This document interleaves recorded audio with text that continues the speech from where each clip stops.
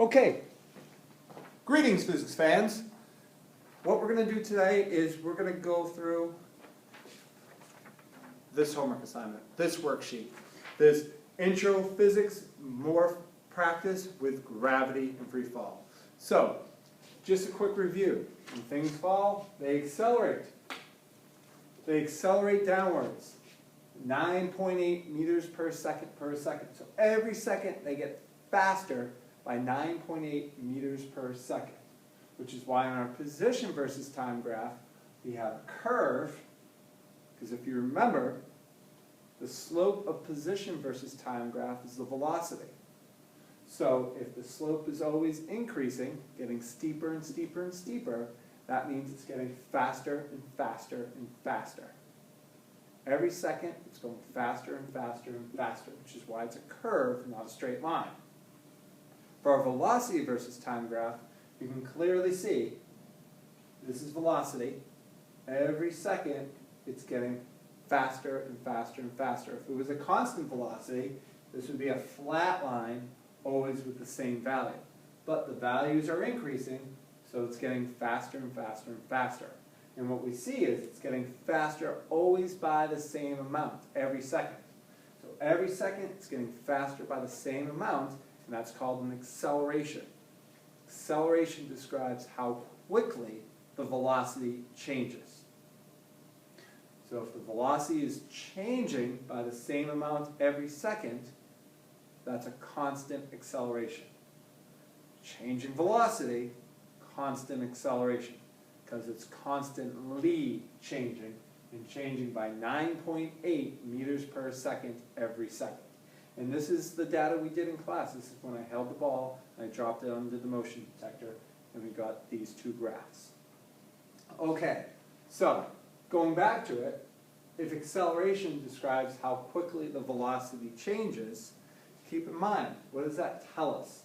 Well, here's an exercise we did before. I have 4 different velocity versus time graphs, and each of these are doing different things. This is speeding up in the positive direction. This is slowing down, but still moving in the positive direction. Don't forget, above the axis is positive, below the axis are negative. And by the way, you can pause this video at any time and get a closer look at what some of this stuff says. But remember the rule that we saw. We saw that when the velocity and the acceleration are in the same direction, such as these two, it gets faster. And when the velocity and the acceleration are opposite directions, it gets slower. And that's because acceleration being the slope describing how quickly it changes, it's a vector, meaning it has direction. And the direction of the acceleration, it's not the direction of the velocity, it's not the direction it's moving in, it's the direction of the change. So here, if we're moving with the change, same direction, get faster, same direction, get faster. Or if we're going against the change, opposite directions, get slower. So, we just went over number 1. Okay? We just went over number 1, some of the ideas behind it. Okay? And again, feel free to pause this. Okay, so if we talk about the 50-kilogram brick dropped from rest, falls for 5 seconds, you have to draw a free body diagram. I'm not going to draw it because I think you know how to do it, but I'm going to give you a little hint. If it's falling, how many forces are acting on it? Give you a hint. More than 0. Less than 2. All right? And it's only in one direction. Okay, good. Good. So we've got that free body diagram drawn. Now the acceleration of that brick as it falls, we just talked about that a moment ago. That acceleration is a 9.8 meters per second per second. So every second it gets faster by 9.8 meters per second squared. So now if we want the net force acting on it, we just go through what we had already. So for C, we use Newton's second law. Remember, Newton's second law, F equals ma. And if we're looking for the net force, there's only one force acting on it. It's gravity. So we substitute in for the mass, which is given to you as the 50 kilograms. And we substitute in the acceleration, if it's just falling, 9.8 meters per second. But if you read the directions, you can take that 9.8 and round it up to 10. So we go through that math. That force acting on it, the force of gravity, its weight, 50 times 10, 500. And for units, don't forget, kilograms times meter per second squared is defined as a newton. That way you don't have to keep writing kilogram meter per second squared, kilogram meter per second squared. It's right there, it's newton. Okay, so now we're going to go through and just figure out, well, how fast is it going? Well, if we go back to our graph here, every second it's getting faster by the same amount. Every second it's getting faster by the same amount. So, I'm not going to write it on the board. I'll have you fill it in on the worksheet. If we're starting from rest, at 0 seconds, starting from rest, 0 seconds, you've got 0 velocity. Okay, 1 second later, keep in mind, we're getting faster by the same amount. Every second we get faster by 9.8 meters per second, or meters per second squared. We're taking that, we're rounding to 10. So 0 seconds, we're at 0 meters per second. 1 second, we're faster by 10, so we're at 10 meters per second. After 2 seconds, 20, 3 seconds, 30. You get the idea. Every second getting faster by the same amount. So we've got our chart filled out. Take a moment. Make sure you've got the right units. Okay, feel free to pause it. Okay, now we're going to get into the alternative methods. That's the new stuff. Okay, everything here was kind of review. Let's talk about the new stuff. So in class today, we went over a few new equations. Let me get back to it. I have it here on the slide. And by the way, I'm also going to post these slides on the wiki. Okay, and like I said, you can also pause this at any time. So this is a quick review of what we did in class, where we got all these new equations from. Okay, we start off with our velocity versus time graph. The equation of the line, y equals mx plus b. On the y-axis is velocity, so we replace that with our final velocity. On the x-axis is time. The slope of our velocity versus time graph, if you remember, is acceleration. And our y-intercept is the b, vi. So if we rearrange that, we get v final equals v initial plus at. Other equations that we have on this that you're going to use later on. Average velocity, just as a definition. If you want to know the average of something, you take your first, you take your second, add them together, divide by 2. But we have another expression for average velocity. Distance over time, right? Or d equals v times t. Remember these? So if on average, hey, you're going to Boston, it's 5 miles away, takes you a half hour, 0.5 hours. 5 divided by 0.5 gives you an average velocity of 10 miles per hour. Now obviously you didn't go 10 miles per hour the entire time. Sometimes you went faster, sometimes you went slower, but on average, 10 miles per hour. Or if you rearrange this, you get your old friend, distance equals rate times time. But keep in mind, this guy only works if you have a constant velocity or you have the average velocity. If we're accelerating, then the velocity is changing all the time. So you can always only use the average velocity. Or we have this new thing. And where this comes from, and I'm not going to go through it right now, but if you algebraically combine these guys, do some substitution, do a little canceling, do some fancy math, you can bring it down to this. Okay? And notice, by the way, if the acceleration is 0, you're just left with d equals v times t, your old friend. But this accounts for the acceleration. And then finally, this guy, and again, I'm not going to go through the algebra, it's kind of messy. If you algebraically combine these, take this, solve for t, and then substitute in, you end up with this guy. Okay? Got it? Good. All right. So, The next thing we have to do to get our displacement is method 2, where we're going to use that V final equals V initial plus AT. I'm sorry, we're going back to E. If we go back, let me add something here. Just erase this part out because we don't need it. So we're going to use that equation, V final equals V initial plus AT.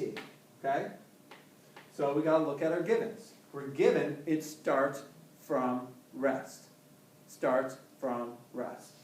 So that initial velocity is 0 meters per second. We're accelerating at 9.8, we're rounding, to 10 meters per second, or 10 meters per second squared, and we're told it's fallen for 5 seconds.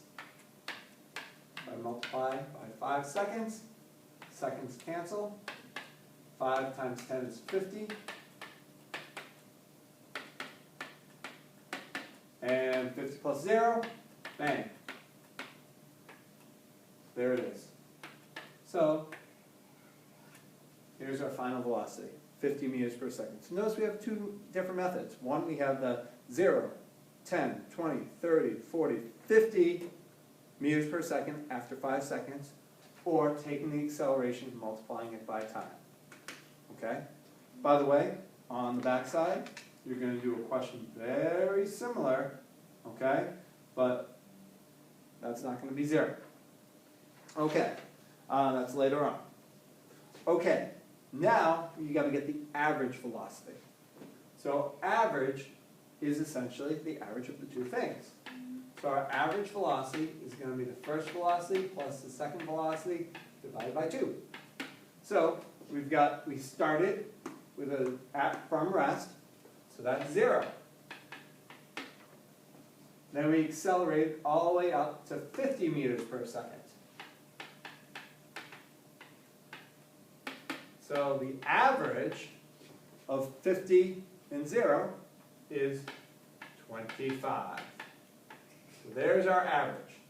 Now we can use 2 different methods to get the displacement, the distance traveled.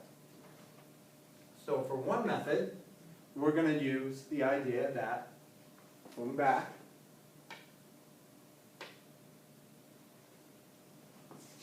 average velocity is distance over time, or distance equals velocity times time, but only if you use the average velocity. So we can do that. That's easy enough. Okay, so D equals average velocity times time. We've got, on average, we're going 25 meters per second. And if you remember, we did this for 5 seconds. Cancel out the seconds. 5 times 25 gets you 125 meters. Bam, done. Now the other way. D equals VIT plus 1/2 AT squared. We start from rest, right? That's one of our givens. We start from rest. We know that. And we accelerate at 10 meters per second. We know that. All this happens in 5 seconds. So let's go through this. If we start from rest, I can make that 0. And by the way, anything times 0 is 0. I don't even have to worry about it. So I just have to worry about this piece. 1/2 the acceleration, we're falling, 10 meters per second squared, and the time is 5 seconds. Now to use this, order of operations, we first square, okay? So 5 squared, 25. I like to go right to left. 5 squared, 25, use your calculator, times 10 is 250, use your calculator, times 1/2, or 0.5, 125 meters. Go ahead and pause this video, and see if you can go through and get the same thing, okay? Okay. And then finally, we're going to use the v final squared equals v initial squared plus 2ad equation as another way of getting the velocity, the final velocity. So to do that, let me just clear this out. By the way, like I said, you can pause it. You can go back. I'm going to clear it just so we have a little more room. Remember, this is 50 meters per second. We're going to see if we get the same answer. Okay? We're going to see if we get 50. So here we have the equation. V final squared equals V initial squared plus 2AD.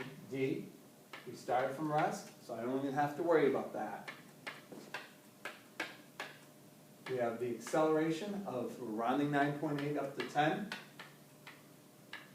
And we have the displacement. We already figured out 125 meters. Okay? 125 times 10 times 2. That comes out to, let's see here. That would be 1250. So use your calculator. 2500. Is that right? Did we do that right? So that would be 1250, right? 1250 times 2. Whoop. Check your math. Okay. So, we need units. Meters times meters. Meters squared. Seconds squared. Huh. That's kind of weird. That doesn't quite make sense.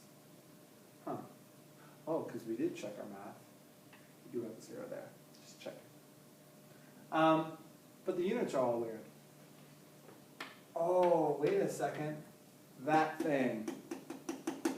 Take the square root. We're not done. So I'll let you put in the numbers on this. And don't forget to take the square root of the units also. And see if you get the 50 you said you'd see. Okay? All right. I'm going to pause it for right now. And you can take your time to think about it.